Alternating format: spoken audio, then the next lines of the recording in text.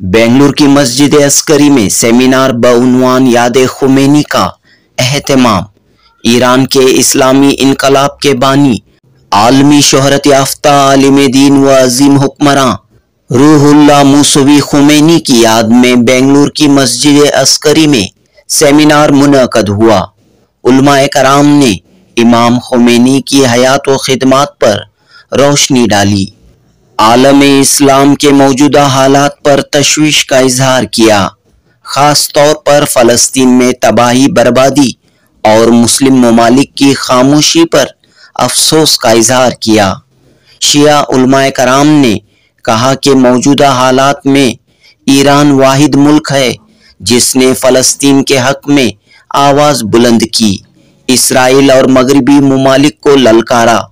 इसके बरअक्स अक्सर अरब ममालिक खामोश तमाशाई बने बैठे हैं और अरब ममालिक में वो चीज़ें आम हो रही हैं जो इस्लामी उसूलों के खिलाफ हैं। इस सेमिनार में ये बात कही गई कि जब ईरान में आयतुल्लाह खुमैनी की सरपरस्ती में इस्लामी इनकलाब आया तो चंद नाक़िदीन ने कहा कि इमाम खुमैनी ईरान को 100 साल पीछे ले गए हैं। इस तनकीद का जवाब देते हुए इमाम खुमैनी ने कहा था कि 100 साल पीछे नहीं, मैं ईरान को 1400 साल पीछे ले जाना चाहता हूँ। इस तरह काफ़ी अहम बातें, काफ़ी कीमती बातें इस सेमिनार में पेश की गईं। कर्नाटक रियासती वक्फ बोर्ड के रुकन मौलाना मीर कायम अब्बास, मस्जिद अस्करी के इमाम जुमा जमात मौलाना सैयद कमर नकवी, मौलाना सैयद आज़म जाफरी, मौलाना सैयद जफ़र आबिदी, मौलाना मीर अली बाकर व दीगर ने इस सेमिनार से खिताब किया। अंजुमन इमामिया बेंगलुरु के साबिक सदर सैयद जामिन रजा ने कहा कि आयतुल्लाह खुमैनी का इनकलाब न सिर्फ ईरान के लिए बल्कि आलम के तमाम मुसलमानों के लिए था। आयतुल्लाह खुमैनी को इस दारे फानी से कोच कर गए 36 साल हो रहे हैं, लेकिन आज भी आपकी तालीमात पयामात हक और इंसाफ के लिए रहनुमाई फराहम कर रही हैं, बातिल ताकतों से लड़ने का हौसला फराहम कर रही हैं। जनूबी हिंद न्यूज़ रिपोर्ट। तरफ ले जाने की ज़रूरत है। बिस्मिल्लाहिर्रहमानिर्रहीम। आयतुल्लाह खुमैनी साहब की याद खुमैनी बोल के हम लोग जो है हर साल मनाते हैं। ये यहीं सिर्फ बेंगलुरु में नहीं, सारी दुनिया में याद खुमैनी मनाते हैं। ये ऐसी शख्सियत है जो बचपन से लेके उनके इंतकाल तक जो है कौम की खिदमत किए हैं।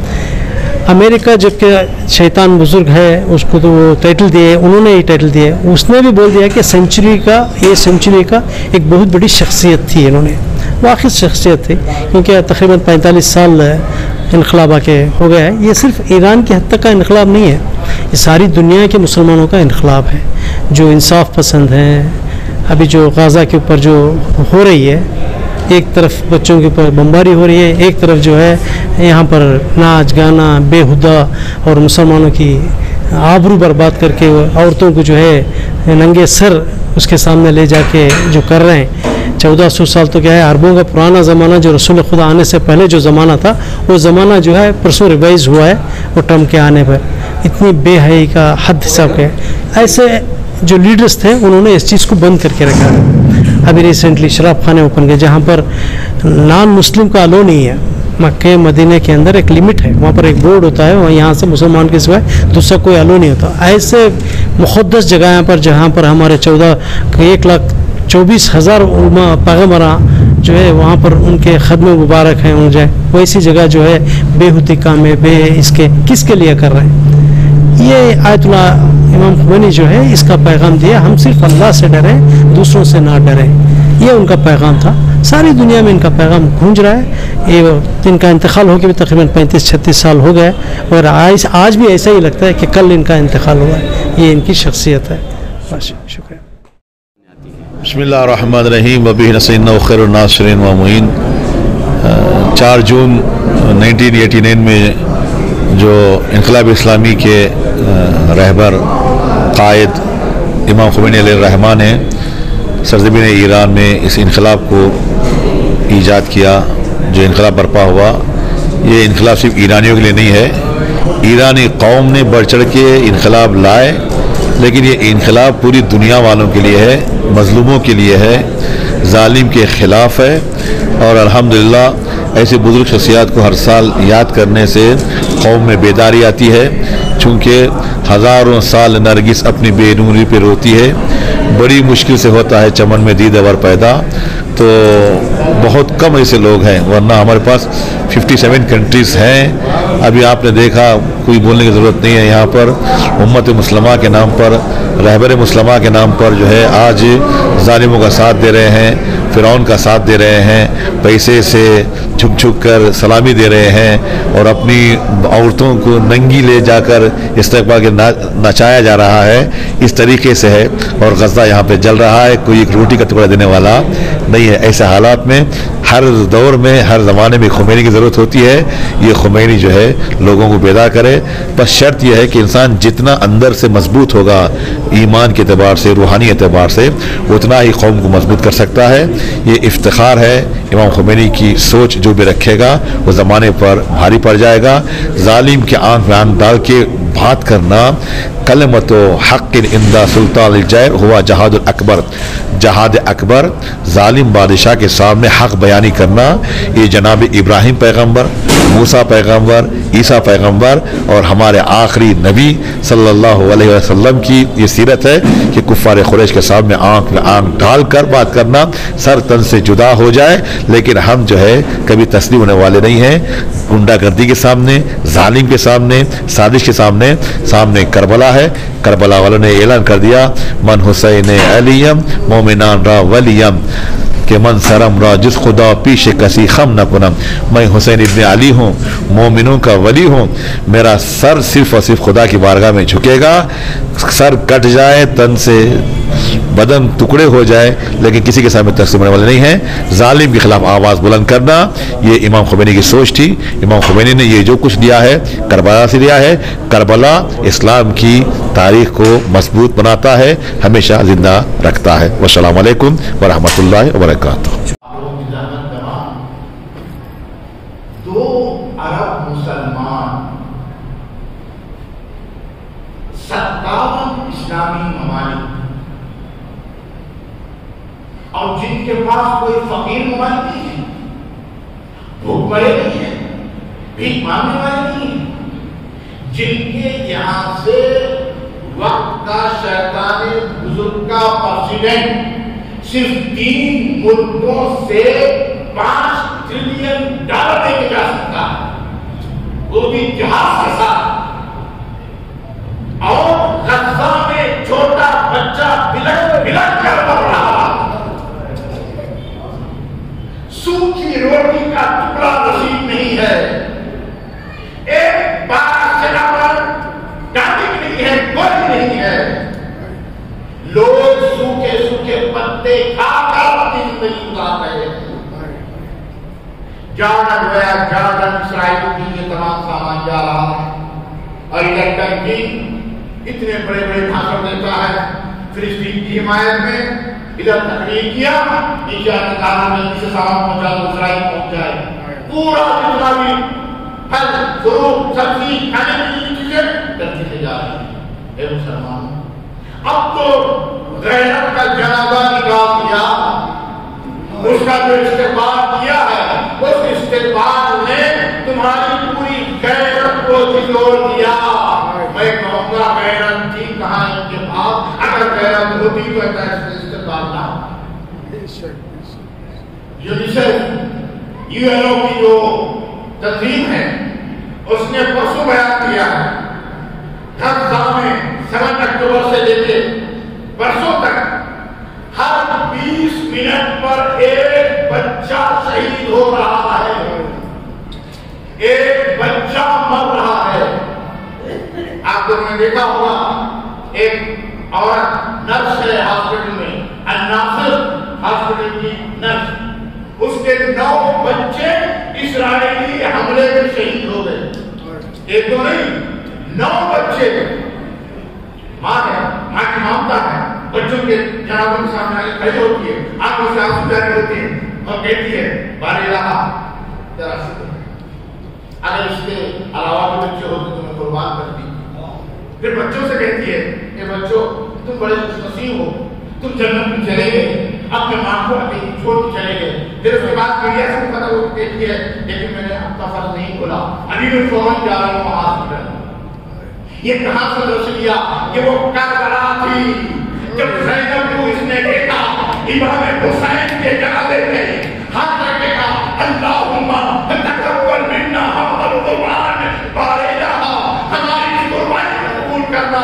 تقبل کی عورت نے کہا ایسا کیے رہا آپ کو ہم دیکھ کر اپنے بچوں کو قربان کرنے کے لیے تیار. یہ کربلا کا درس ہے. ورنہ غزہ کا 12 سال کا لڑکا یہ کہے کہ میں نے قاسم سے سیکھا ہے، آج تک بھی کسی نے سنا ہوگا. 18 سال کا جوان کہے کہ میں نے علی اکبر کو کربلا میں دیکھا، یہ کبھی نہ ہوا تھا. یہ طوفان اقصی کی دیر ہے جو حقیقت خود کا سامنے آ رہی ہے. یہ اسی انقلاب اسلامی کی دیر ہے جو کربلا ہوتا ہے. بس ایسا ہوتا ہے. وآخر دعوانا الحمدللہ رب العالمین والسلام علیکم. پیغام پوری دنیا کے لیے ہے، نہ شرقیہ ولا غربیہ، نہ مشرقی ہے نہ مغربی ہے، جمہوریہ اسلامیہ. اور اللہ کا وعدہ ہے کہ اللہ نے کہا کہ ہم حق کو ہمیشہ غالب رکھیں گے، حق ہمیشہ عزت دار رہے گا. گرچہ کچھ سال پہلے تک لوگوں کو یہ بات اور دنیا کو یہ بات سمجھ میں نہیں آئی، لیکن آخری چند سالوں میں دنیا سمجھ گئی ہے کہ حقیقی نام محمد اسلامی کا علم بردار کون ہے.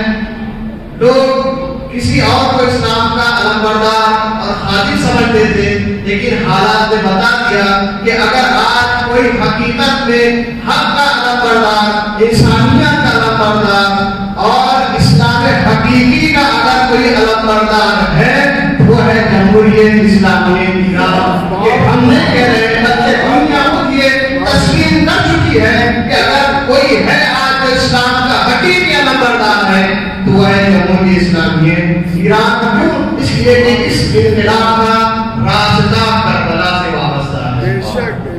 یہ انقلاب زندہ اسی لیے میں نے عرض کیا.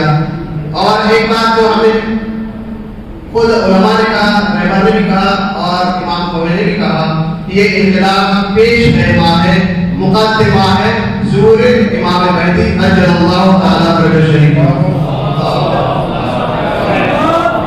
یہ انقلاب ہے، یہ انقلاب امانت ہے امام زمانہ کی. اور جھلکی اگر کسی کو ظہور امام کی جھلکی دیکھنا ہو، جھلک دیکھنا ہو تو ابھی مولانا نے اشارہ کیا اس طرح اسی کو آگے بڑھاؤں کہ لوگ کہتے ہیں جب امام آواز دیں گے پوری دنیا سے لوگ کیسے پہنچیں گے. کیسے پہنچیں گے؟ امام کے ایک غلام نے، نائب امام نے، ولی فقیر نے یہ کہا کہ آج سب کے سب گھر سے باہر نکل جائیں، تو ایک نائب امام کی آواز میں اتنا دم اثر ہے کہ پوری قوم سڑک پر نظر آئے.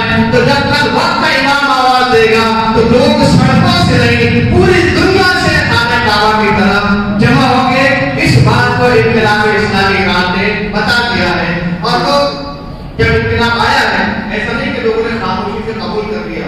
اعتراض کرنے والے اس وقت بھی تھے. آنے والے نے امام سے کہا آپ کی سمجھ سے ملک 100 سال پیچھے ہو گیا. اللہ اکبر. اسے کہتے معرفت، اسے کہتے عرفان. لوگوں نے کہا آپ کے اس انقلاب سے ملک 100 سال پیچھے ہو گیا ہے. امام نے کیا معرفت آمیز جواب دیا. مجھے افسوس اسی بات کا ہے کہ ملک صرف 100 سال پیچھے ہوا ہے، میں اسے 1400 سال پیچھے لے جانا چاہتا تھا. ذرا غور کیجیے جملے پر امام نے کیا کہا، 1400 سال پیچھے لے جانا چاہتا تھا کہ صرف 100 سال پیچھے ہوا ہے. آئیے میں بڑی مومنین کرام، یہ عظیم شخصیت جس کی تصویر آپ دیکھ رہے ہیں، اس کی تصویر صرف بیانات میں نہیں ہے، کاغذوں میں نہیں ہے، اشتہاروں میں نہیں ہے، اپنے کسی ملک میں نہیں ہے، بلکہ جہاں جہاں بھی اس دنیا میں کسی بھی خطے پر کوئی بھی انسان پسند کسی بھی مذہب سے تعلق رکھنے والا انسان ہے، اس کے دین میں اس کی وجہ ہے، وجہ یہ ہے کہ ابھی قبلہ نے عرض کیا ہمارے بزرگ جناب واقف صاحب نے، جناب سید ڈاکٹر صدر صاحب کے حوالے سے رحمۃ اللہ علیہ کے حوالے سے، کہ انہوں نے بتایا کہ کسی بھی انقلاب کے لیے رسول کا، پیغام کا اور پیغامبر کا دونوں کا معیاری ہونا بہت ضروری ہے، پھر قوم کا بھی جو ساتھ دینے والی ہے۔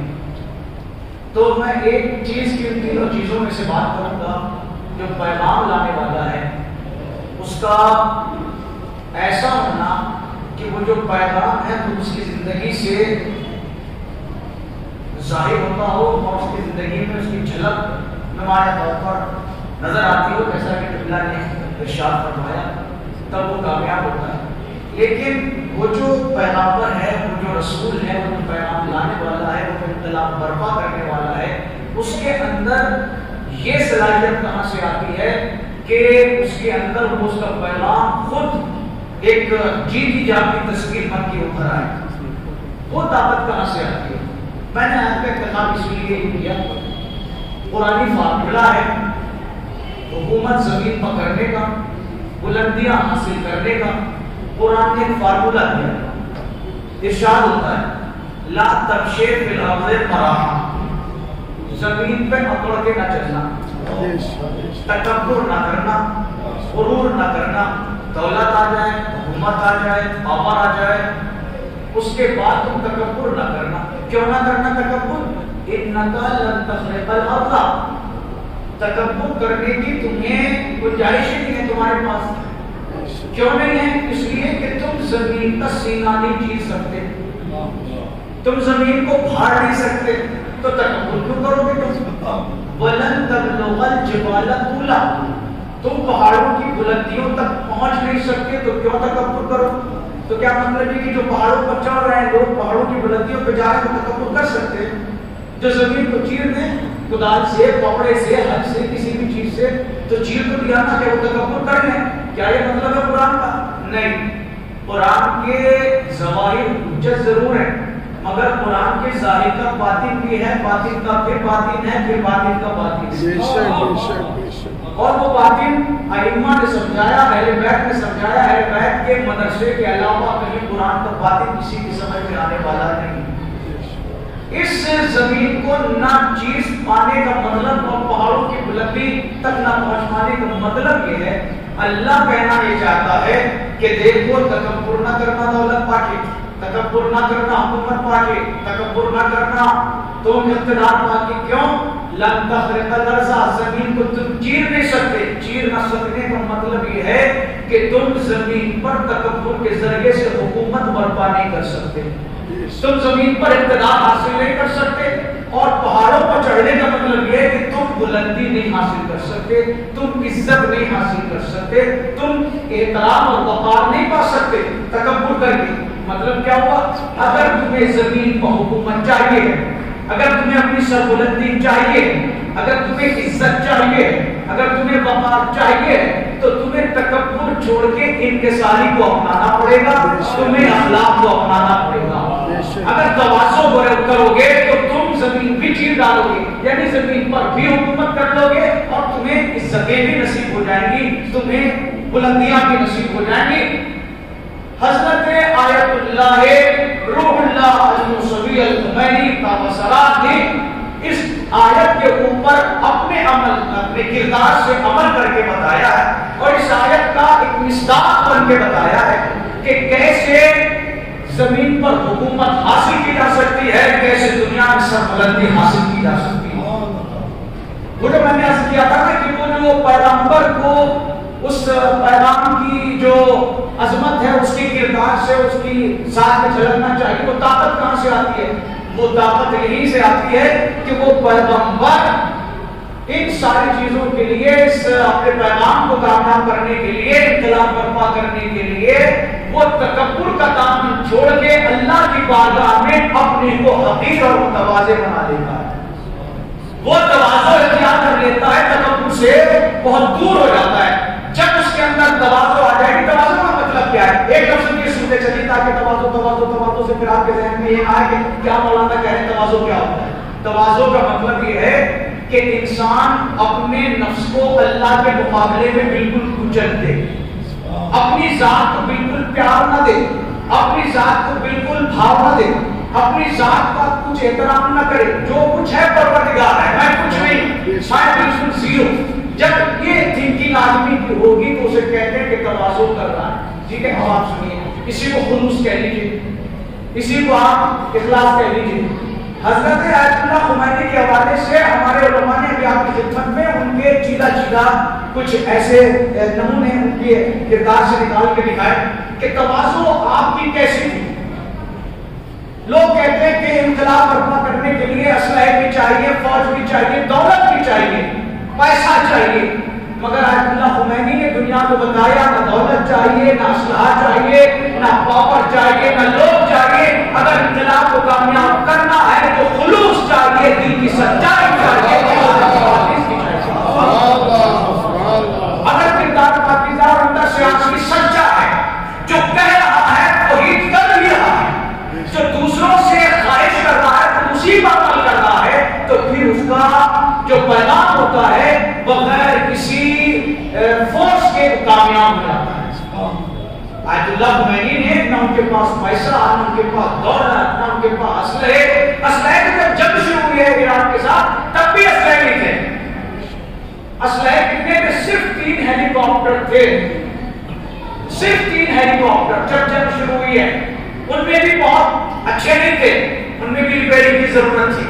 ان 3 ہیلی کاپٹر کے ذریعے سے اس عراق سے جنگ لڑی ہے جس کو امریکہ بے بھاؤ کے بغیر، تلے بغیر، ناپے بغیر، قیمت لگائے بس یوں بے تحاشا ہتھیار دینے کا بلا ہوا تھا۔ اس عراق کے سامنے صرف 3 ہیلی کاپٹر کے ذریعے سے جنگ لڑی گئی ہے اور 8 سال تک جنگ لڑی ہے پوری کامیابی کے ساتھ۔ کیسے لڑ لی؟ نہ طاقت، ظاہری طاقت جسے دنیا کہتی، نہ وہ تھی، نہ اسلحے، نہ فوج، کچھ بھی نہیں تھا۔ آپ ذرا سا اندازہ لگائیں، ٹرین فوج بھی نہیں تھی۔ کوئی 13 سال کا حسین نامی بچہ وہ جا رہا ہے ٹینک کا گریڈ جا رہا ہے نا، یہ سب کہاں سے آ رہا تھا؟ نہ ٹرین فوج ہے، نہ اسلحے ہیں، نہ ذرائع ہیں، صرف امام خمینی کی سچائی تھی، امام خمینی کا مضبوط کردار تھا جو 13 سال کے بچوں کے اندر حیدر کی شجاعت بھر رہا تھا، اور ان کی شجاعت ایسی تھی کہ ظالموں کے ٹینک کے سامنے دھول بن کے اڑ رہا ہے۔ صرف امام خمینی ان کی سچائی اور خلوص کیسا؟ ابھی قبلہ نے بتایا کہ وہ محل بنانے کے بعد جو شاہ نے بنایا کہ ایک لے لو، ہم نے کہا اتنا بنا دی جتنی آبادی میں سارے لوگ ہیں، کہ یہ ممکن نہیں، کہا میرے لیے بھی ممکن نہیں۔ پھر امام کہاں ہے؟ لوگ آگے ملتے تھے، بڑی جگہ پہ چاہیے تھی نا، زیادہ تیرے لوگ آتے تھے، وہ ایک عاشور خانہ جسے کہتے امام بڑا، وہاں جب اس میں بیٹھ گئے، کیسے بیٹھے؟ نہ صوفہ منگایا، نہ چیئر، کچھ فرنیچر نہیں، کچھ بھی نہیں، نہ قالین، کچھ بھی نہیں، سیدھے زمین پر چھوٹی سی چٹائی بچھا کے بیٹھتے تھے، چاہے رشیا کا وزیر خارجہ فورن منسٹر آ رہا ہو یا فلسطین کا غریب آ رہا ہو، امام خمینی ساتھی چٹائی پہ بیٹھ کے سب سے ملتے تھے۔ امام خمینی نے یہ نہیں سوچا کہ اتنا بڑا نمائندہ رشیا اس کو کس پر پاوا، اس کا نمائندہ، اس کا فورن منسٹر آ رہا ہے، میں اس کا انتظام کروں گا، نہیں، اسی کا نام تو سچائی ہے، اسی کا نام تو کردار ہے، اسی کا نام تو تواضع ہے۔